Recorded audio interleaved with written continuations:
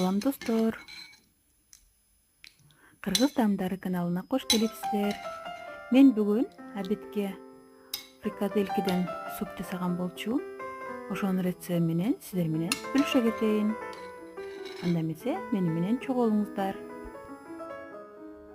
Бизге фарш керек болот.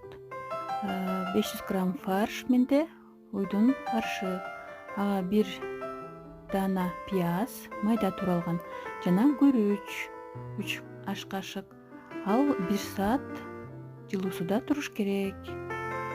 Жана татымына жараша туз жана перец жана 1 аш кашык өсүмдүк майы.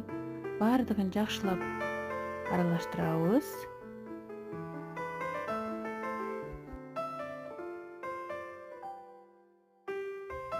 Биз фаршты жакшылап аралаштыргандан кийин өзүңүздөр көрүп тургандай кылып биз тоолоктоп баштайбыз.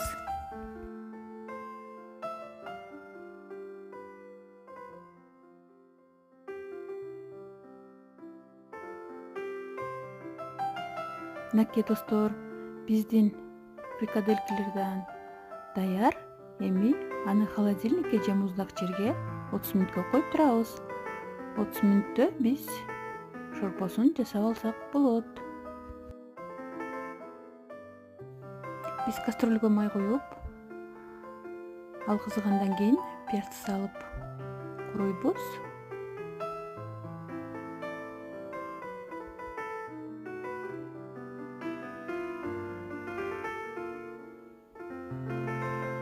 Андан кийин картошка менен болгарский перец,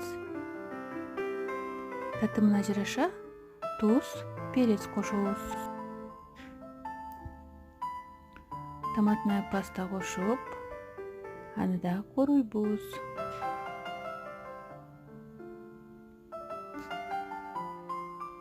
Куруп, суу коюп, крышкасын жаап, кайнаганча күтөбүз. Мынакей суп да кайнап чыкты. Эми ага 2 аш кашык күрүчтү жууп салып, жана чеснок, зелень салдым. Эми холодильниктен фрикаделькилерди алып, аларды да бирден сала баштайбыз. Фрикаделькилердин баарын салып, кастрюльдүн крышкасын жабып, кайнаганча күтөбүз. Кайнап чыккандан кийин отту азайтып бышырабыз. Достор, мынакей өзүңүздөр көрүп тургандай, биздин суп да даяр. Фрикаделькилер да эзилген жок.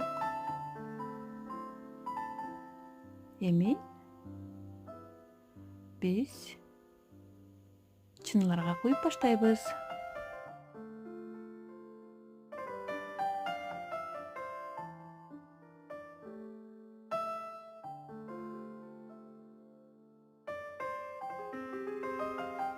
Мынакей биздин суп дагы даяр. Аябай даамдуу, аябай жыты бурук суп, аппетиттүү болду. Достор, эгерде менин рецептим сиздерге жакса, анда лайк басып, өзүңүздөрдүн оюңуздарды калтырганды унутпаңыздар. Колдоп коштогонуңуздар үчүн чоң рахмат. Жакшы калыңыздар, аман болуңуздар.